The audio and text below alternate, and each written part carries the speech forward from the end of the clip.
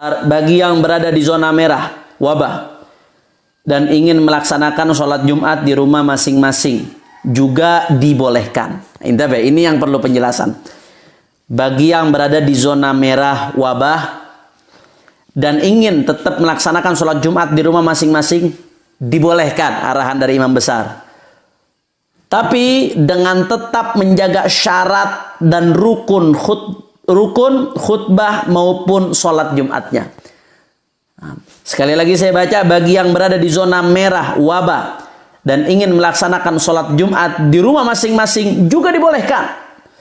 Tapi dengan tetap jaga syarat dan rukun khutbah maupun sholatnya. Jadi misalkan sedih nggak bisa sholat Jumat, sebetulnya kalau ngikutin poin pertama udah cukup dia bisa sholat duhur dalam keadaan tadi. Tapi andai kata supaya syiar Jumat tetap hidup, bagaimana? Ada solusi. Fikih ini sangat luas. Ada solusi. Jangan sampai misalkan kita ninggalkan Jumat masih berat tetap untuk meninggalkan Jumat, ada solusi. Anda bisa sholat Jumat di rumah di zona merah. Cukup dengan 4 orang. Menurut salah satu pendapat qadim dalam mazhab Syafi'i. Nanti akan dijelaskan. Tapi harus syarat-syaratnya terpenuhi. 4 orang itu laki-laki yang merdeka dan penduduk asli setempat.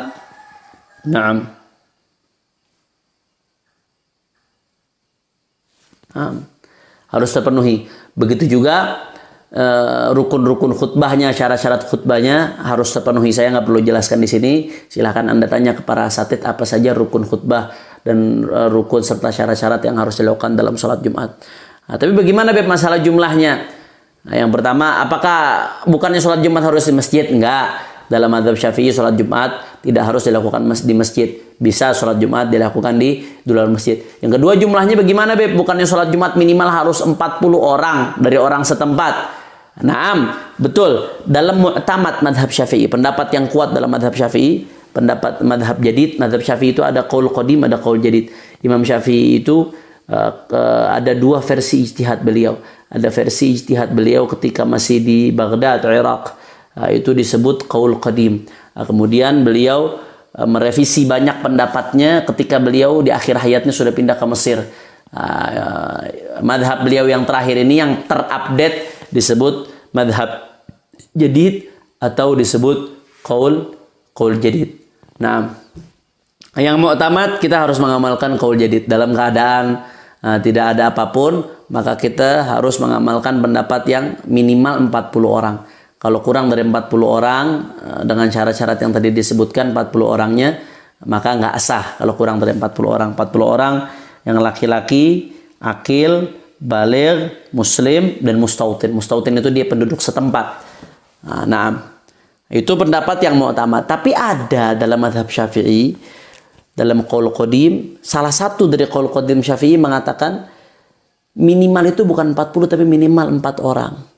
Andai kata ada 4 orang dengan syarat-syarat yang tadi itu disebutkan, 4 orang memenuhi syarat tadi, maka itu sudah bisa untuk mengadakan Jumat. Nah, qaul qadim ini dalam keadaan wabah seperti ini bisa menjadi solusi. Inilah keluasannya syariat. Inilah luasnya fiqih. Subhanallah, ulama kita dalam berijtihad. Qaul qadim ini dalam keadaan wabah seperti ini bisa menjadi solusi bagi kita yang tetap berat meninggalkan Jumat, supaya syiar Jumat tetap hidup. Maka buatlah sholat Jumat di rumah-rumah Anda minimal 4 orang. Ajak anak Anda, ajak ipar Anda, ajak adik Anda, 4 orang, 1 khatib dan imam, yang 3 menjadi makmum. Udah sah sholat Jumatnya menurut qaul qadim dalam madhab Syafi'i. Tapi Habib ada yang mengatakan qaul qadim itu kan nggak boleh diamalkan, udah direvisi harus qaul jadid. Naam, ulama menjelaskan qaul qadim itu nggak boleh diamalkan kalau tidak ditarjih, tidak dikuatkan oleh ulama-ulama generasi penerus mazhab Syafi'i. Tapi kalau dikuatkan oleh ulama-ulama generasi penerus mazhab Syafi'i, apalagi sampai dipilih, ditarjih, maka itu pendapat termasuk yang boleh diamalkan. Dalam masalah ini apakah pendapat ini dikuatkan oleh ulama-ulama generasi mazhab Syafi'i berikutnya, ulama-ulama penerus daripada Imam Syafi'i? Naam. Mari kita lihat di dalam kitab I'anatul Talibin Syarah Fathul Mu'in, naam, yang dikarang oleh seorang ulama besar, Syekh Al-Allamah Abi Bakar Al-Mashhur Abi Sayyid Al-Bakri bin Sayyid Muhammad Shatta ad-Dimyati, ulama besar dalam mazhab Syafi'i yang kitabnya dijadikan rujukan khususnya di Indonesia. Nah, di sini dimuat dalam ta'liq yang mana ta'liq tersebut catatan kaki datangnya dari beliau sendiri. Nah, ketika berbicara tentang Al-Imam Al-Bulqini ditanya tentang penduduk sebuah desa yang jumlahnya nggak sampai 40 orang. Apakah mereka sholat Jumat atau sholat zuhur? Nah, maka fa'ajaba rahimahullah yusalluna zuhur ala madhab Syafi'i. Mereka sholat zuhur menurut madhab Syafi'i, madhab Syafi'i al-jadid. Menurut madhab Syafi'i, kalau nggak memenuhi syarat Jumat, satu desa laki-lakinya misalkan nggak sampai 40 orang laki-laki yang akil balignya. Nah, menurut madhab Syafi'i, maka mereka nggak ngadain Jumatan. Menurut pendapat yang mu'tamad. Terus bagaimana? Ya, mereka sholat zuhur aja, nggak perlu Jumatan karena nggak memenuhi syarat. Nah, waqad ajaza, kata beliau, jam'un minal ulama an yusallul Jum'ah. Tapi sebagian ulama membolehkan mereka untuk sholat Jumat. Nah, karena kenapa? Karena ada perbedaan pendapat. Bahkan disebutkan dalam beberapa kitab seperti dalam Hasyiah Bajuri ada 15 pendapat perbedaan ulama di dalam jumlah minimal orang yang sholat Jumat. Jumlah minimal sahnya jamaah sholat Jumat itu berapa? Ada 15 pendapat perbedaan ulama. Luar biasa luasnya syariat. Perbedaan pendapat ini terlihat pada saat-saat seperti ini bagaimana rahmahnya. Nah, jadi kata beliau, boleh saja aja menurut ulama an yusallil Jum'ah. Sebagian daripada ulama membolehkan mereka tetap sholat Jumat walaupun kurang dari 40. Berdasarkan ulama yang mengatakan sholat Jumat tidak harus 40. Kurang dari 40 pun boleh mengadakan sholat Jumat. Wa huwa qawi, dan itu pendapat yang kuat, kata Imam Al-Bulqini. Tapi fa idza qalladu ay jami'uhum man qala hadhil maqala fa innahum yusalluna al-jum'ah. Nah, kalau bertolak kepada pendapat yang mengatakan boleh kurang dari 40, maka penduduk satu desa tadi yang jumlahnya kurang dari 40, mereka boleh tetap sholat Jumat. Wa in ihtatu fa sholat Jumat thumma dhuhr kana hasanan. Tapi kalau mereka mau jaga-jaga, mereka sholat Jumat, setelah sholat Jumat mengulang lagi sholat zuhur 4 rakaat, maka itu lebih baik ihtiyat. Nanti saya akan jelaskan masalah itu. Nah, saya pengen bahas dulu di sini masalah pendapat qaul qadim madhab Syafi'i yang mengatakan bahwasanya minimal sholat Jumat itu jumlahnya adalah 4 orang, 1 imam, 3 makmum. Imam berikut khatib tentunya. Nah, di sini di ta'liq Syekh Bakri Shatta sahib I'anatul Talibin mengatakan ghair al-Imam Syafi'i bi'tibari madhhabihil jadid fala yunafi anna lahu qawlain qadimin fil adad. Naam. Ahaduhuma aqalluhum 4. Hakahu anhu sahibut talkhis. Nah, betul memang madhab jadidnya Imam Syafi'i mengatakan bahwasanya harus 40 minimal. Tapi itu tidak menafikan beliau punya 2 pendapat qadim. Salah satu di antara 2 pendapat qadim itu kata Syekh Bakri Shatta, pendapat qadimnya Imam Syafi'i salah satunya apa? Aqalluhum 4. Paling sedikitnya jamaah salat Jumat adalah 4 orang seperti yang tadi kami jelaskan. Hakahu sahibut talkhis, ini pendapat disebutkan oleh sahibut talkhis, wa hakahu fi syarhil muhadzab, dan Imam Nawawi juga meriwayatkan pendapat ini dalam Majmu' Syarah Muhadzab, wa ikhtarahu min ashabihi al-Muzani. Di antara ashab Imam Syafi'i, generasi penerus Imam Syafi'i, yang memilih pendapat ini adalah Imam Muzani. Nah, tadi kami telah jelaskan bahwasanya qaul qadim itu tidak boleh diamalkan kalau memang tidak ada yang memilih dari generasi penerus madhab Syafi'i. Tapi kalau dari generasi penerus madhab Syafi'i ada yang memilih pendapat tersebut, apalagi Imam Muzani, ulama besar dari madhab Syafi'i. Imam Muzani memilih pendapat ini, sehingga pendapat ini boleh diamalkan dalam disiplin bermadhab. Nah, walaupun ini pendapat tetap tidak mu'tamad.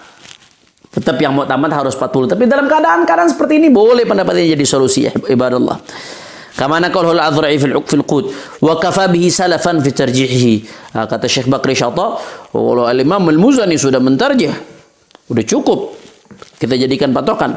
Fa innahu min kibari ashabi Syafi'i wa ruwati kutubihi al-jadidah. Nah, karena al-Imam Muzani termasuk pembesar daripada ashabnya Imam Syafi'i dan periwayat kitab-kitab Imam Syafi'i yang baru. Wa qad rajjahu aidan Abu Bakar ibn al-Mundhir fil Ishraf kama naqalahu an-Nawawi fi Syarhil Muhadzab. Naam. Beliau mengatakan hal yajuz taqlid ahadu hadzal qaulain, seperti yang tadi kita katakan. Al-jawab na'am, fa innahu qaulun al-imam nasaruhu ba'du ashabihi wa rajjahahu. Wa qauluhum al-qadim la yu'mal bi mahalluhu ma lam ya'diduhu al-ashab wa yurajjihuhu.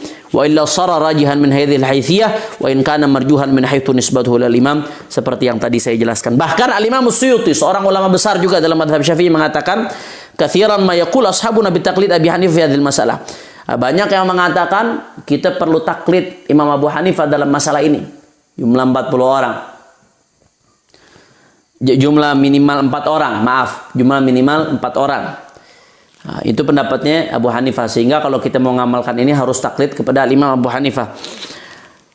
Kata Imam Suyuti, wahwa ikhtiyari, pendapat ini bukan cuma pendapat Abu Hanifah, tapi ikhtiyari, saya memilih pendapat itu.